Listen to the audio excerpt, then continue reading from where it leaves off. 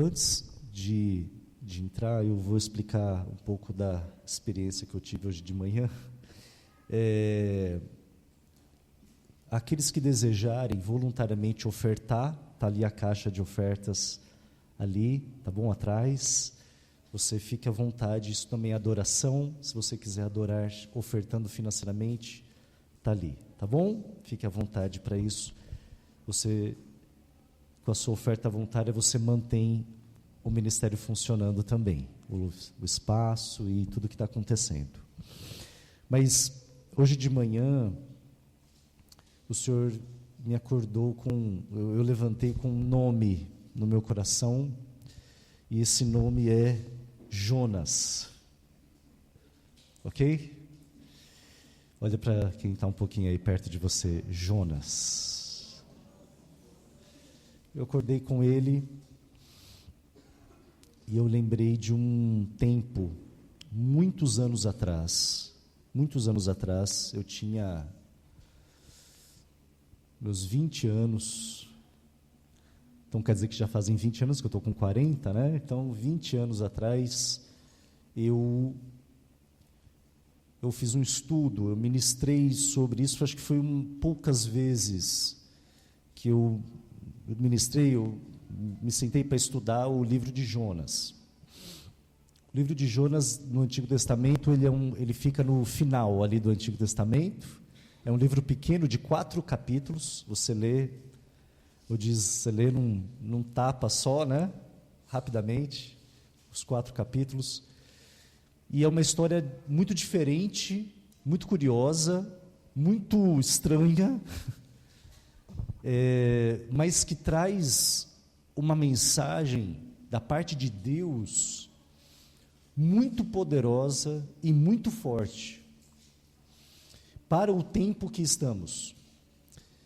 E Jesus falou sobre ele, mas eu creio que foi o Espírito que me trouxe isso, muito fortemente, e eu quero entregar para você, amém? Eu queria que você abrisse comigo aí, em Jonas. Você pode abrir a sua Bíblia, você pode acompanhar aqui na tela também. Jonas, ele está aí no finalzinho do Antigo Testamento, tá bom? Tem o Antigo Testamento. Jonas faz parte do livro dos chamados profetas menores, né? Profetas menores quer dizer que são aqueles livros dos profetas de Deus, de Israel, profetas judeus, que escreveram pouco, né? Você tem profetas maiores que têm livros grandes, como de Isaías, que tem 66 capítulos, Ezequiel, né? Jeremias, vários, e tem aqueles que escreveram pouco, não com uma mensagem muito poderosa, muito impactante, mas foram pouco escrito, né?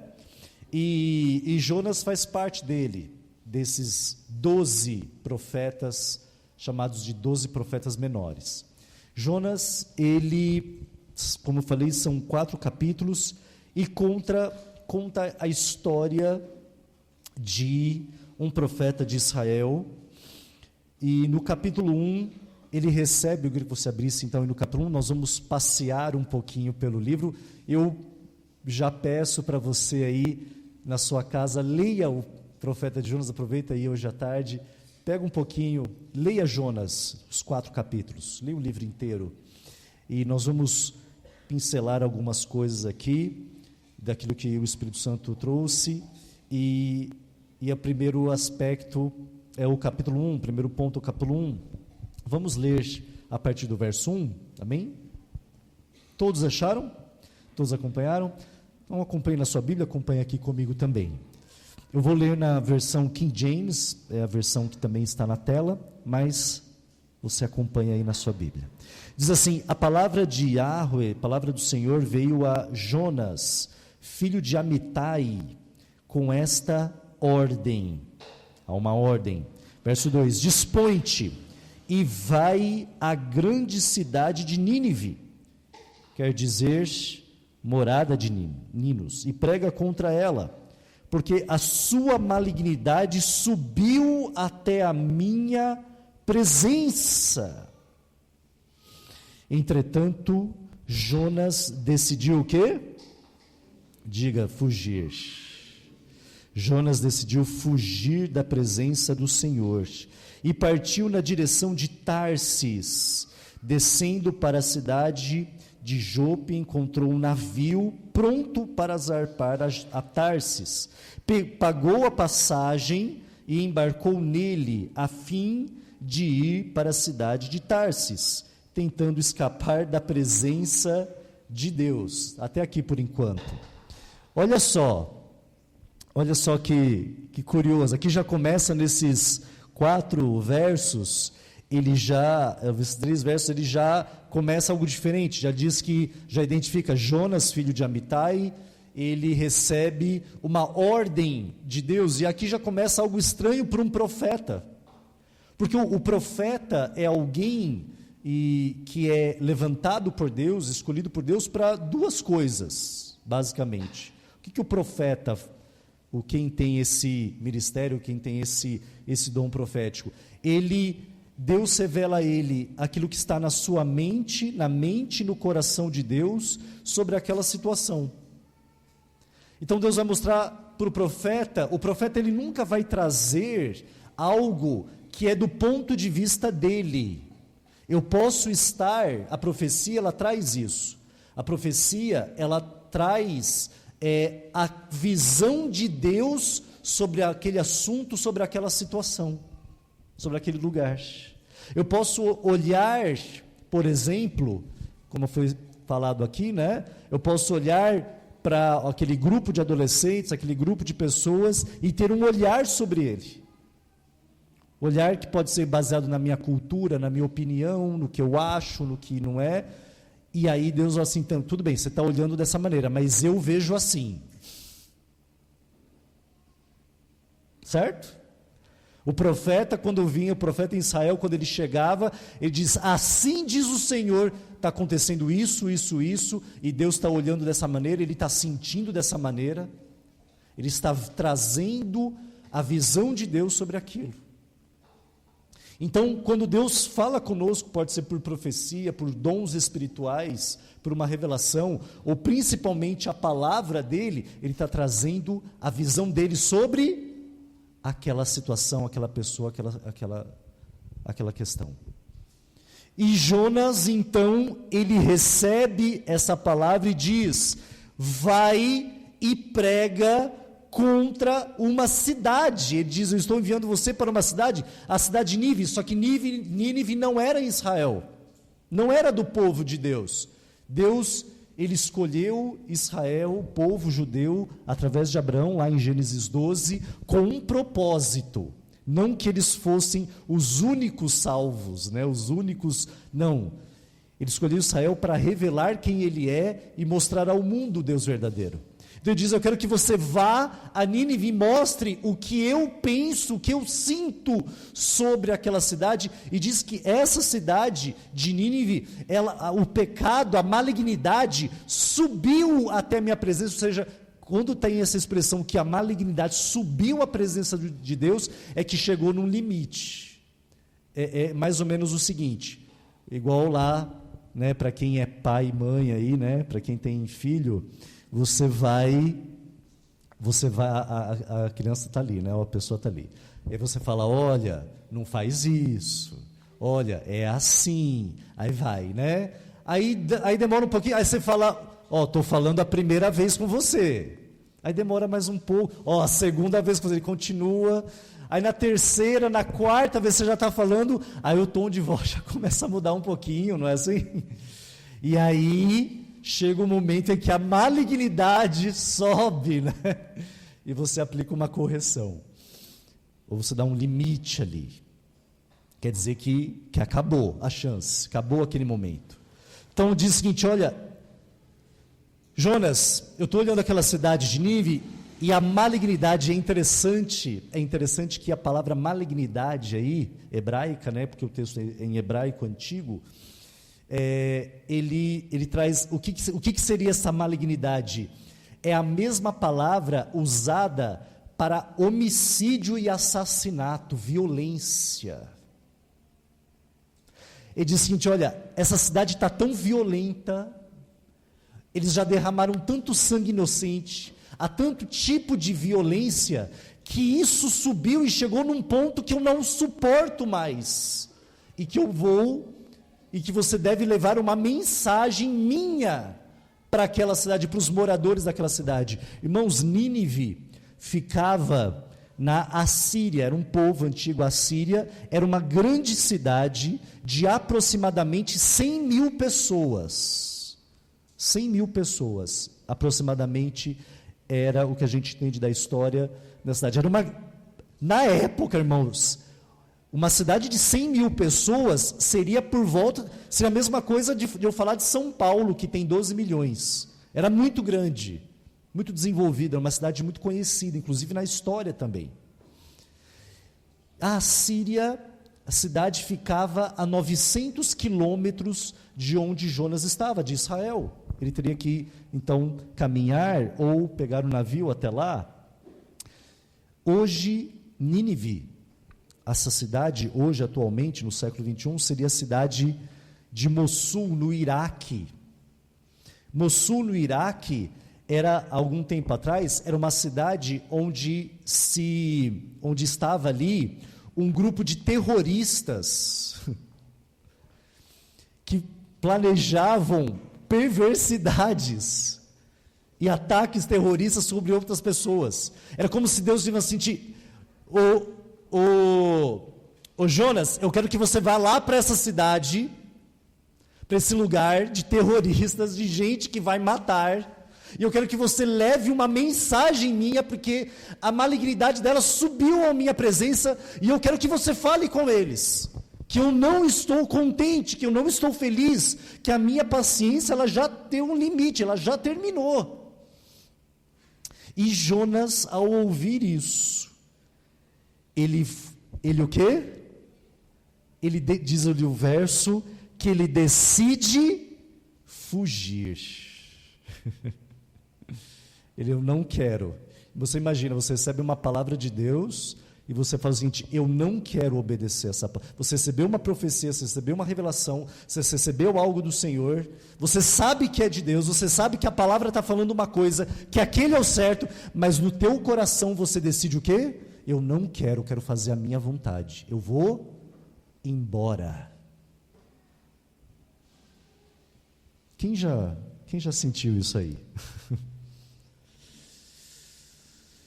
Você sabe que é Deus, você sabe, não está uma dúvida, não está cinza, você entende que é a palavra do Senhor, você entende que a Bíblia está dizendo isso, você entende o que Deus falou com você, mas você resiste e foge. Amém? Jonas fugiu, ele foi para Tarsis. Sabe onde ficava Tarsis? Na Espanha, na Europa. De onde ele estava para Nínive eram 900 quilômetros. Para a Espanha eram 5 mil quilômetros de navio. Ele foi para longe daquilo que Deus tinha falado com ele. Bom, conta a história, o restante da história, depois você pode ler com calma, mas diz que enquanto ele estava no navio, ele pagou a passagem, foi até o porto de Jope, pegou o navio e foi para a Espanha, para fugir da presença de Deus. Ele não queria ir para Nínive. Muitas vezes a gente acha que a gente pode fugir da presença de Deus, que a gente pode se esconder, só que o Salmo 139, Davi diz: para onde eu fugirei da tua presença? Se eu for nas profundezas do mar, lá estás. Se eu subir aos céus, tu lá estás também. O Senhor conhece o meu deitar e o meu levantar. Antes que a palavra saísse da minha boca, o Senhor já conhece ela por inteiro. Eu não posso fugir da tua presença. A gente acha que não vir mais no culto, Deus, eu não vou mais no culto porque Deus mora lá, né? Deus mora aqui no prédio, nesse prédio aqui, e aí eu não vou lá porque aí Deus não vai me achar, eu vou ficar escondidinho lá no meu quarto, com a porta trancada, e aí Deus não vai me encontrar. Tudo bem? É isso que Jonas estava achando. Não, se eu não vir mais, Se eu não falar com mais ninguém da igreja, de ninguém, então Deus não vai me encontrar. Irmãos, Deus vai te encontrar onde você estiver. Diga, Deus vai te encontrar. Olha para quem está do teu lado e fala, Deus vai te encontrar aonde você estiver, meu irmão.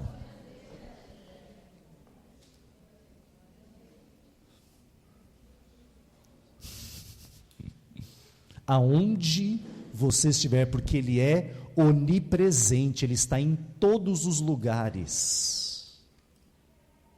Aqui é o nosso local de reunião, foi consagrado para isso. Nós consagramos esse prédio para o culto, para uma finalidade, para um propósito. Sim, a presença de Deus se manifesta, mas irmãos, você saiu daqui, Ele está com você, os olhos do Senhor estão em todos os lugares, e eles veem toda a humanidade. Ele viu Nínive, ele viu o que estava acontecendo, e aqui uma coisa muito importante, Deus se importa com cidades. Tudo bem? Deus mandou uma mensagem para uma cidade, a cidade de Nínive, e Ele tem uma mensagem para essa cidade, a cidade onde nós estamos. Jonas pegou o navio, foi e disse que começou uma tempestade enorme no barco, no mar, uma tempestade muito grande, e aí aquela tempestade não passava e o barco ia afundar. E aí os marinheiros, a tripulação começou a clamar os deuses deles, está aí no capítulo 1, os deuses deles, e não adiantava, e aí eles falando com Jonas estava dormindo no barco, e aí é uma coisa muito interessante quando ele dorme no barco, vamos ver ali no capítulo 1, aí no capítulo 1, no verso, ali no verso, aqui ó, no verso 5, todos os marinheiros foram tomados de grande pânico, e daqueles homens passou a clamar ao seu próprio Deus. Em seguida lançaram ao mar a carga do navio, com o propósito de deixar a embarcação mais leve. Jonas, no entanto, havia se refugiado no porão do navio, lá embaixo do navio, tendo se deitado, dormia o quê? Como que ele dormia? Profundo. O sono de Jonas era profundo. O que quer dizer isso? Que quando você recebe a palavra de Deus, quando você entende a vontade de Deus, e você consciente decide não seguir, vai vir algo sobre a tua vida. Diga, vai vir algo sobre a minha vida. A indiferença, a frieza. O que é indiferença? Nada afeta você.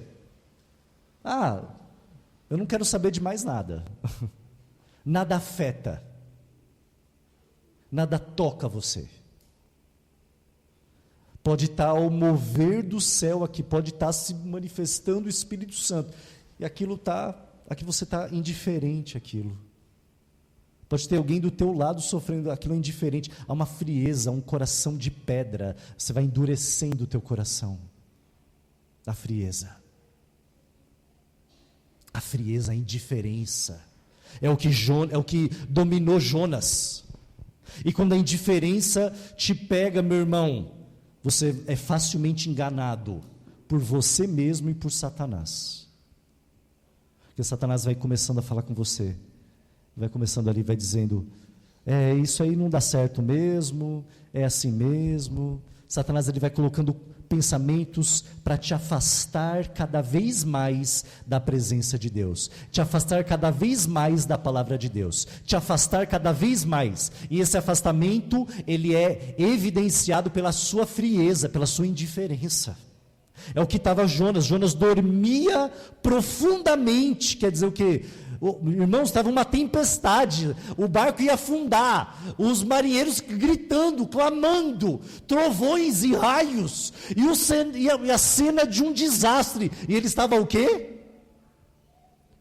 Dormindo. Esse é o resultado de você se afastar da palavra de Deus. Esse é o resultado quando você vai deixando para lá àquilo que você entende que Deus falou contigo.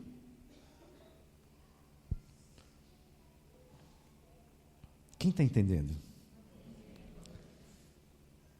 Sono profundo. Amém? Bom, aí eles chegaram para Jonas e falaram assim: como que você pode dormir? Aí Jonas falou: na verdade essa tempestade, isso é culpa minha, eu estou fugindo da presença de Deus. Ele explica, e ele fala assim: me joga no mar, e a tempestade vai cessar. Eles jogaram Jonas no mar, e a tempestade cessou. E aí Deus então, de uma forma sobrenatural, aí então, no capítulo 1 ainda, no verso 17, diz assim, do capítulo 1: entre mentes o Senhor fez com que um grande peixe engolisse Jonas. Ele ficou dentro desse peixe durante 3 dias e 3 noites. De uma forma sobrenatural, um grande peixe, alguns falam que era uma baleia, mas não é isso que está escrito, mas era um peixe muito grande, e ele engole Jonas. Jonas, ele não morre, ele fica ali dentro, e ali, de uma forma sobrenatural, milagre do Senhor, ele fica ali naquele ventre. No capítulo 2, ele faz uma oração de arrependimento.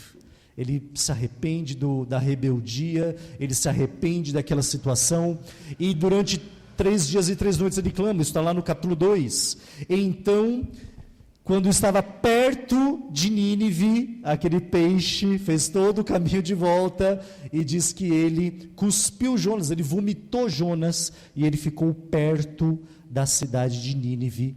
E aí então, quando ele é cuspido, no capítulo 3, então a palavra do Senhor, no verso 1, veio a Jonas pela segunda vez, dizendo: levanta-te e vai agora mesmo à grande cidade de Nínive, e assim que lá chegar, prega contra ela a mensagem que eu mesmo haverei de te entregar.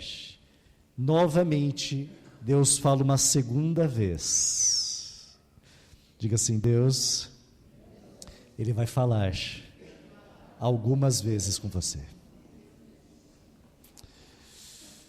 Nem que seja de uma forma aí drástica.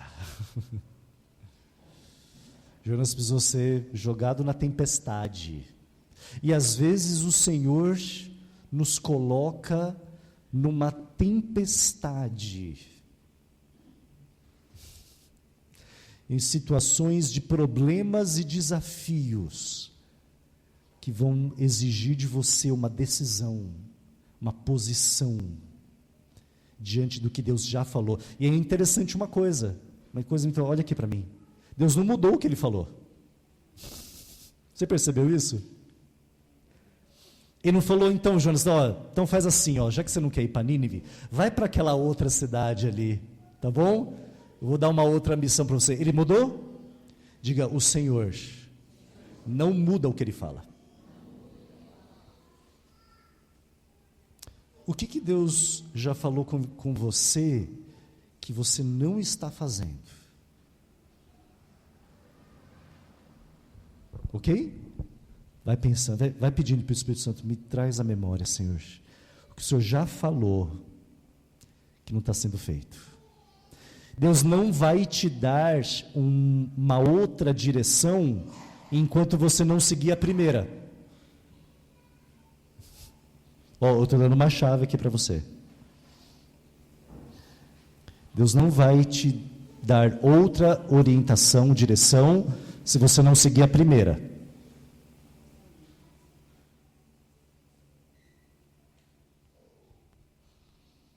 Tudo bem? Eu vou repetir novamente. O Senhor não vai te dar outra direção, se você não seguir a primeira que Ele já deu, que você não fez.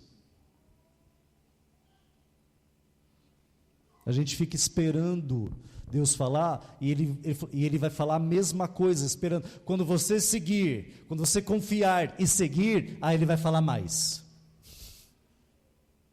Então, quando você estiver falando: mas eu não estou ouvindo o Senhor, o que está acontecendo? Ore: Senhor, o que o Senhor já falou que eu não estou seguindo? Amém? O que você não está seguindo? Jonas não seguiu, aí ele foi, aí ele orou, aí ele clamou ao Senhor, aí ele, lá o capítulo 2, depois você lê o capítulo 2, é uma oração de angústia, de arrependimento, ele está clamando, aí Deus ouve a oração dele, ele sai do peixe, e aí Deus fala o que com ele de novo? Vai para onde? Vai para Nínive. Vai para Nínive, aí ele vai, e aí, olha só, no verso 3, a partir do verso 3, olha só o que aconteceu, aí ele foi, e diz ali, no verso 3, Jonas sem demora obedeceu a palavra do Senhor, e partiu para Nínive, e Deus tinha um propósito para aquela cidade, cuja extensão levava 3 dias para percorrer. Gente, a cidade era tão grande, como falei, eram 100 mil pessoas, que demorava 3 dias para ele atravessar a cidade inteira, a pé. Não tinha carro na época, então ele tinha que ir a pé. Eram 3 dias, era uma metrópole, talvez se a gente comparar, seria São Paulo hoje. A cidade de São Paulo, grande. Mas Deus tinha um com aquela cidade. Aí olha só, Jonas entrou, verso 4, Jonas entrou na cidade e caminhou por ela por um dia inteiro, proclamando, eis que daqui a 40 dias Nínive será destruída. Deus vai matar essa cidade, vai destruir a cidade, vai destruir todo mundo aqui. Chegou o juízo, o pecado subiu diante de vocês, a malignidade acabou, daqui a 40 dias, contem, daqui 40 dias, vai descer fogo do céu, vai destruir todo mundo, é isso que Deus mandou falar para Nínive. Preste atenção nisso aqui, irmãos, que tem algo profundo aqui. Deus já tinha dado uma palavra de quê para aquela cidade? De juízo. Acabou, meu irmão. E Jonas começou a proclamar, daqui a 40 dias, o Senhor Deus de Israel vai destruir essa cidade, vai acabar com tudo, vai arrebentar tudo. Só que aí, Jonas não esperava o que aconteceu no verso 5, olha só o que foi no verso 5. Então os ninivitas creram em Deus, combinaram um jejum, e todo o povo, dos mais importantes e ricos aos mais simples e pobres, se vestiram com uma roupa feita de pano de saco, a fim de demonstrar publicamente que reconheciam seus pecados, estavam o quê? Arrependidos. Verso 8, aliás, verso 10, Deus observou tudo quanto fizeram, como se converteram de seu mau caminho, e abandonaram a violência, esse era o pecado, abandonaram a violência, e atendeu às orações do povo, voltou atrás, e não destruiu a cidade como havia dito. Já tinha um juízo sobre aquela cidade, já tinha dado uma ordem, o profeta chegou. Gente, em Israel, quando um profeta chegava, um profeta de Deus chegava e dizendo, arruma a tua casa, que acabou para você, irmão, era isso, não tinha, acabou. Mas tinha uma coisa que muda o juízo. Tem uma coisa que muda o juízo decretado: o arrependimento. Aquele povo, quando eles ouviram aquela palavra, diz que eles se converteram do seu coração. O que eles fizeram? Eles jejuaram, eles confessaram o pecado e eles abandonaram a violência. Não é só chorar e jejuar, você tem que o quê? Abandonar o que está acontecendo, o pecado que está havendo aí.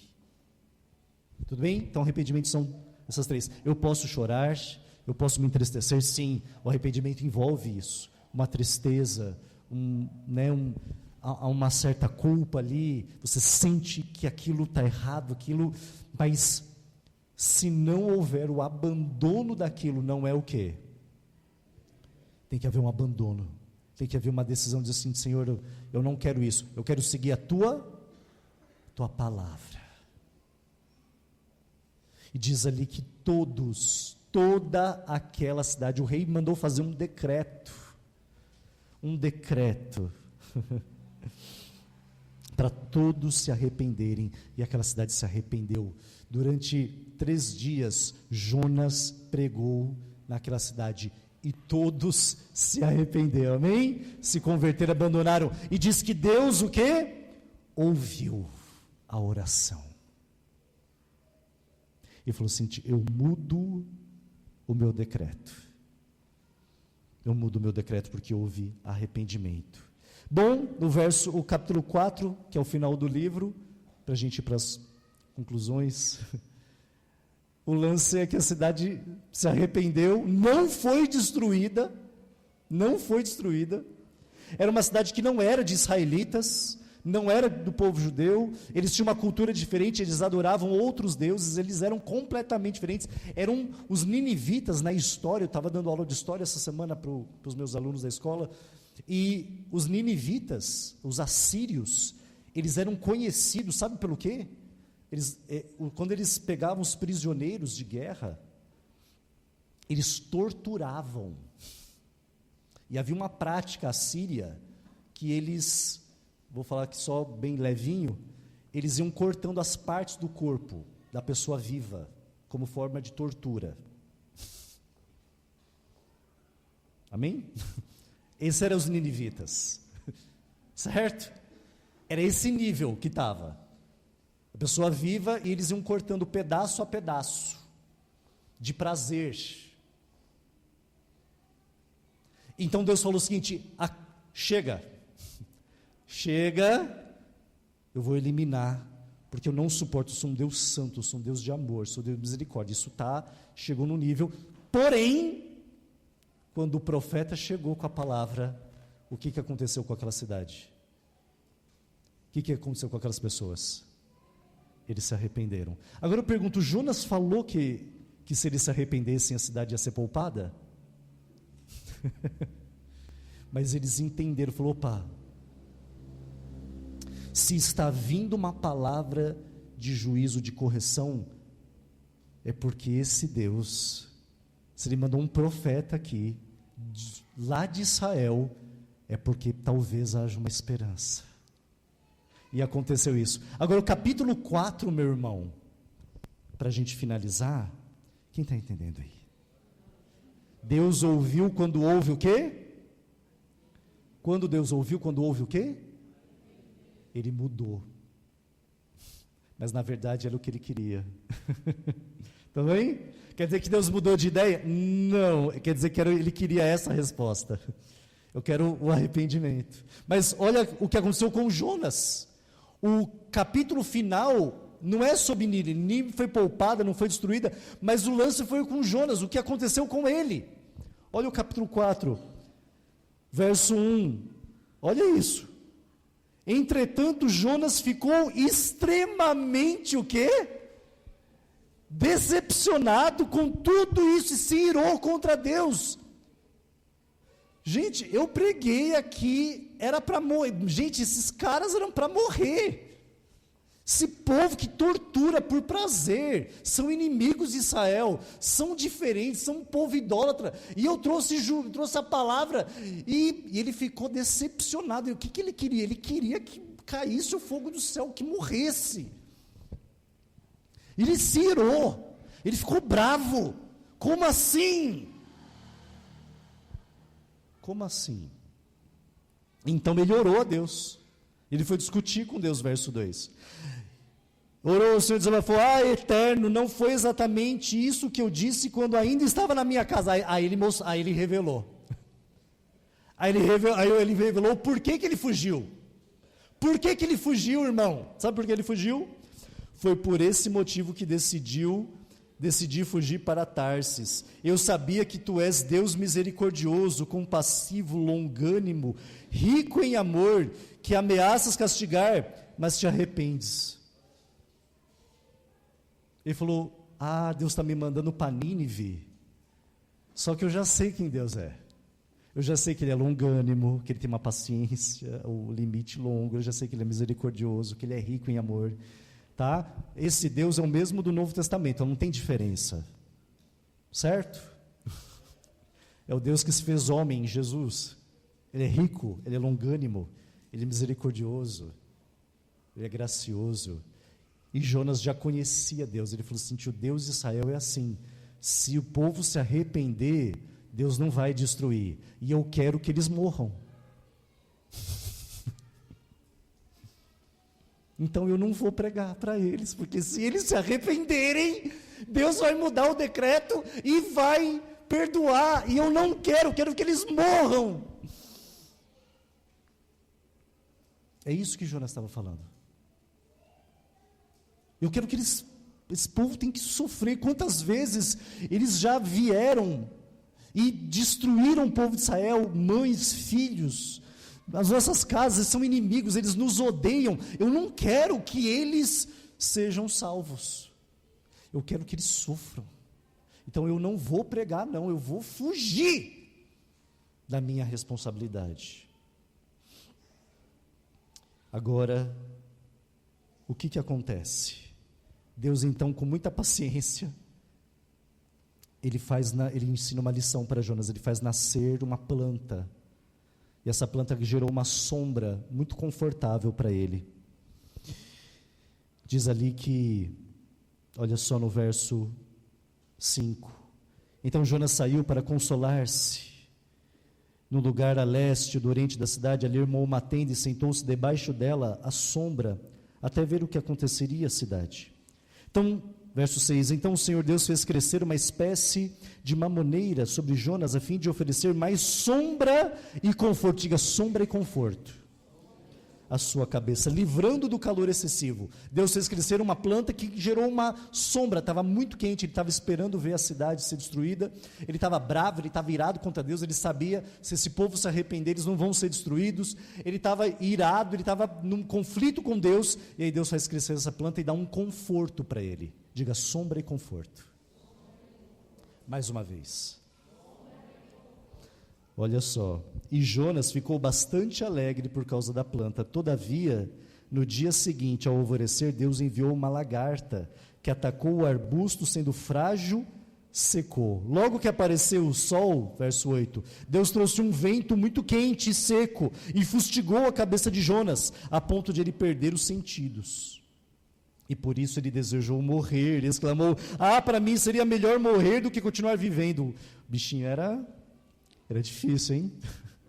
É melhor morrer, essa planta, esse vento seco, quente, que terrível, acabou tudo, acabou essa planta, o meu conforto acabou. Eu não quero, eu prefiro morrer do que o meu conforto acabar.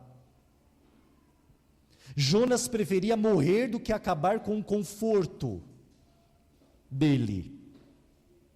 Então, verso 9, então Deus questionou a Jonas outra vez. Olha como termina o livro, verso 9, ele questionou: tens algum motivo para estares tão furioso por causa da planta? Ao que replicou Jonas: sim, tenho, estou irado a ponto de preferir morrer, estou tão bravo que eu preferia morrer. Ele falando com Deus. Verso 10, entretanto o Senhor ponderou-lhe: ora Jonas, tens compaixão dessa planta, embora não tenhas cuidado dela, não fizeste crescer nem podou, ela simplesmente nasceu numa noite e na outra noite morreu. Verso 11, por outro lado, Nínive tem mais de 120 mil habitantes, 120 mil, mais do que 100 mil, mais de 120 mil seres humanos que não sabem discernir entre a mão direita e a esquerda, nem tampouco entre o bem e o mal, além de muitos animais inocentes. Não haveria eu de ter pena dessa grande cidade? Jonas, você está preocupado com o seu conforto, com o seu bem-estar, e você não pode se preocupar com uma grande cidade, onde tem pessoas que não sabem o que é certo e errado, estão sofrendo, tem animais, tem natureza, tem um meio ambiente ali, tem toda uma...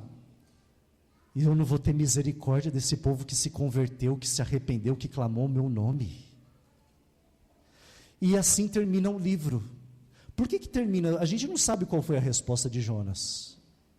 Por quê? Porque a resposta é para você dar. Eu quero dizer nessa manhã, em nome de Jesus, que você e eu somos Jonas. E o Espírito me colocou algumas coisas, eu quero terminar com isso. Eu quero que você preste atenção.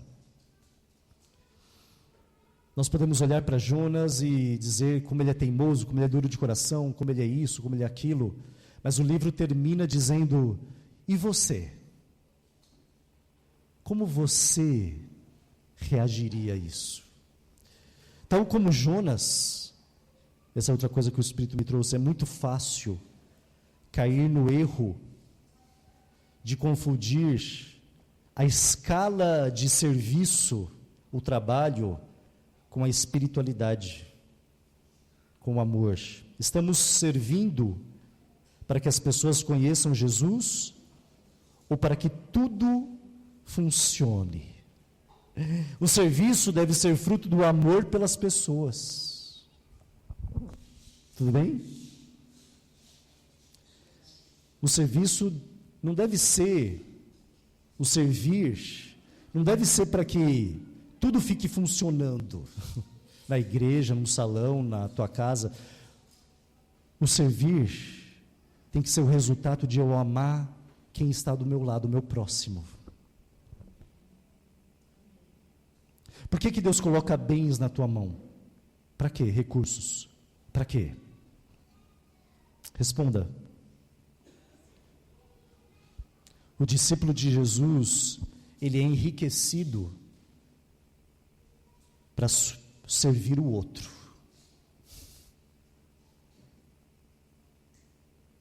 O dízimo, a oferta, as contribuições financeiras, elas nos lembram todo mês de que o dinheiro não é de quem? Qual é a primeira coisa que acontece quando eu perco, quando eu entro na indiferença? Eu não oferto, eu não dizimo, eu não contribuo mais. Não é porque eu não tenho. Não é porque eu não tenho. Eu tenho. Mas a indiferença me possuiu. Então Deus tem que dar um mandamento de ofertar para você não cair na indiferença. Você entende isso? Você tem. Você pode.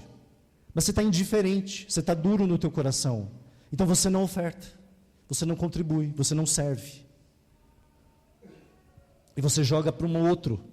Ah, eles são os responsáveis por servir, eu não. Tudo bem? Isso o Espírito me colocou, querido. Jonas, agora o segundo ponto. Jonas achava que os ninivitas não mereciam a graça de Deus por causa do histórico violento. Às vezes criamos uma autojustiça e julgamos como indignos, pessoas indignas demais para o Evangelho. Esse é indigno, esse não pode ser salvo. Esse não merece. Jonas achava isso. Jonas disse: eles têm um histórico de violência, eles torturam, eles são terríveis. Se eu não vou, porque se eu for, Deus vai ter misericórdia deles. Eles não merecem a misericórdia. Uma teologia, um ensino, uma doutrina que me afasta dos necessitados e diferentes de mim, ela está errada.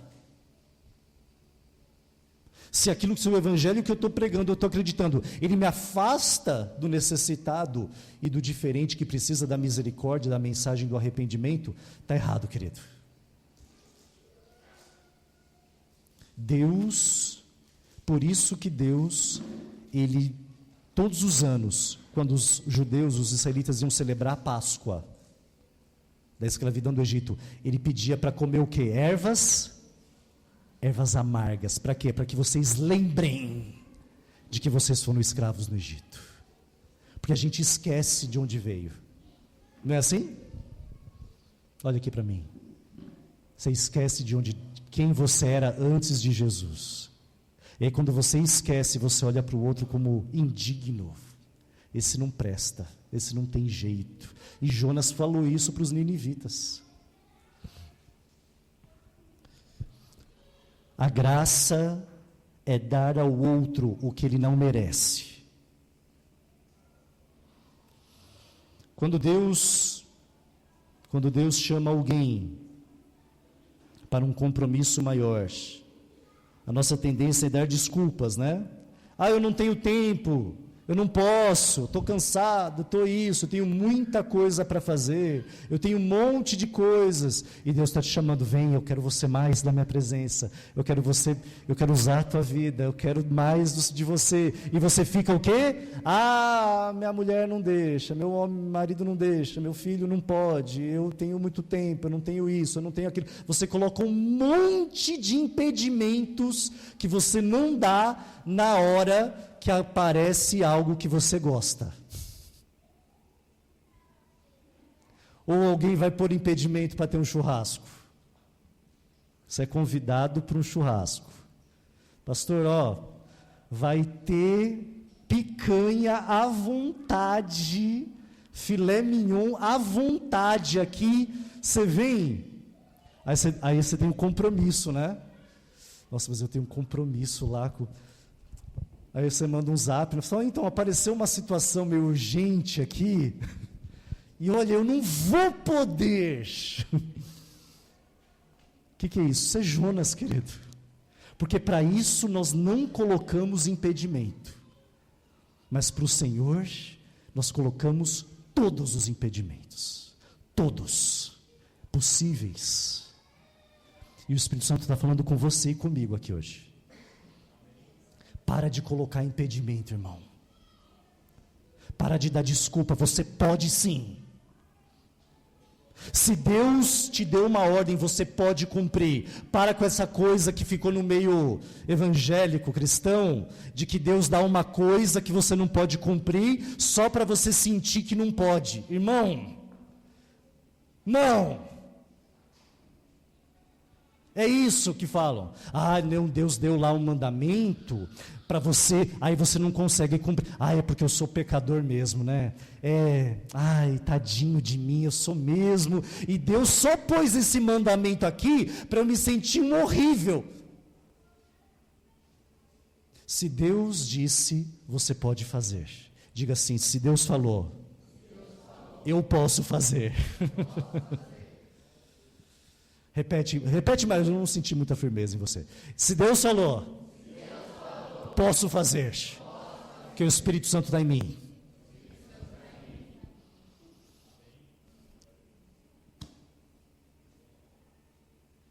Se Ele disse para você ofertar, você pode ofertar. Se Ele falou que é para você amar, você pode amar. Você pode, porque o Espírito Santo está, porque você nasceu de novo. O único que não pode obedecer é quem não nasceu de novo, quem não tem um novo coração. Agora, se você recebeu um novo coração, se o Espírito Santo está na tua vida, irmão, você pode obedecer. Para de se enganar. Jesus falou, Pedro, você não pode ficar 1 hora. Se ele falou se Pedro, que estava dormindo na hora do Getsemane, ele falou, você não pode, é porque você pode orar 1 hora, querido. Se você pode assistir uma série de 8 horas, você pode orar 1 hora. Se você pode ficar 3 horas assistindo um filme, você pode orar 1 hora. Só que daí a gente é o Jonas que foge da presença. Corremos o risco de amar mais as estruturas que nos dão conforto do que amar as pessoas. O que Deus está dizendo aqui? Jonas, Ele revelou o coração de Jonas. Jonas amava o que, na verdade? Com onde estava o coração dele? No conforto dele. Eu não quero ter que sair e andar 900 quilômetros para pregar para um bando de gente que eu odeio, que eu sei que Deus vai ter misericórdia. Eu não quero. A prova é que ele ficou bravo quando ele perdeu aquilo que era confortável para ele. O que está confortável para você? Aí Deus tira, Deus tirou isso, foi Deus que tirou, e aí ele ficou o quê? Bravo. Aí Deus falou, está vendo? Você ama mais conforto do que você ama aquelas pessoas. não é sobre o seu bem-estar. Hoje, nós estamos vivendo o século XXI, eu vi uma matéria, para a gente ir terminando, uma matéria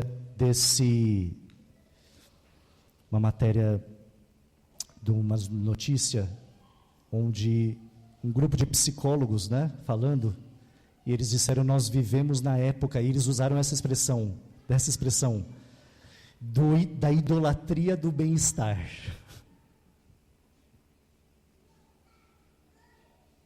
A idolatria do bem-estar, da saúde mental, que na verdade é só ter o que te faz bem. E a propósito da tua vida se torna você se sentir o quê? Bem. Bem. E o que Deus está falando para Jonas? Que muitas vezes você não vai se sentir bem com aquilo que Deus vai falar para você. Às vezes Deus vai falar coisas para você que vão tirar você de um ambiente de bem-estar. Pastor, então quer dizer que eu não tenho que cuidar da minha saúde? Tem, Deus já deu inclusive princípios para isso. Tem, do descanso, de pausa, de uma série de coisas que Ele deu, que vão trazer para você. Mas hoje não está assim. Hoje nós buscamos o nosso conforto, sombra e conforto. E às vezes Deus vai tirar você da zona e Deus está tirando você e eu hoje. Qual o objetivo? O último texto dessa manhã, para a gente encerrar. Vá para lá em Ezequiel, eu quero terminar com esse texto. Eu quero que você anote esse texto aí, grife esse texto. 33, verso 11, nós vamos encerrar com isso. Quem é o Deus de Israel? Quem é o Deus verdadeiro?